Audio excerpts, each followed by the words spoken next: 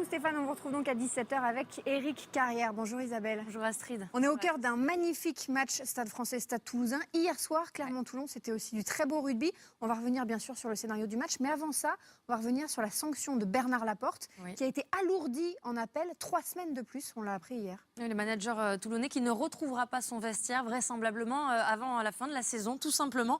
La commission de la Fédération française de rugby a tranché en appel. Ce sera donc 16 semaines au lieu de 13. Alors pas de terrain, pas de vestiaire, ni de vestiaire d'arbitre.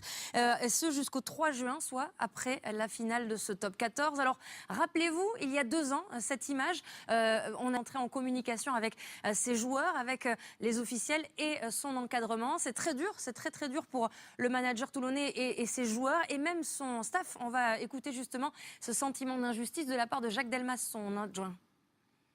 Alors, on rappelle évidemment que c'est pour ses propos envers l'arbitrage et l'arbitre Monsieur Cardona. Alors, il sera soutenu, on l'a entendu, par ses joueurs, son encadrement et même par ses supporters. Regardez cette petite image. C'était hier soir avant le match. Il a été assailli par les supporters, à la fois clermontois, toulonnais. Beaucoup d'autographes, beaucoup de photos. C'était une rockstar. C'est vrai que des rockstars, il y en avait beaucoup sur le terrain. Vous le disiez, un choc au sommet sur lequel on revient, Clermont-Toulon, avec Nicolas Dupin de Bessa.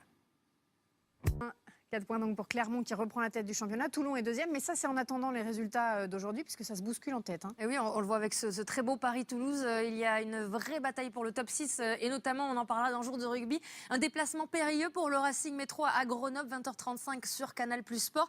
Il y a également des invités surprises, notamment Bordeaux et Brive qui se déplacent aujourd'hui. Et puis on gardera un œil dans Jour de rugby sur Biarritz qui pourrait être officiellement, mathématiquement relégué en Pro D2 ce soir après son déplacement à Perpignan. Rendez-vous à 22h35 pour Jour de rugby. Merci beaucoup Isabelle. On retourne tout de suite au Stade de France pour la suite du Stade français, Stade toulousain avec Eric Bail et Thomas Lombard. C'est peut-être l'un des plus beaux matchs depuis le début de la saison, messieurs.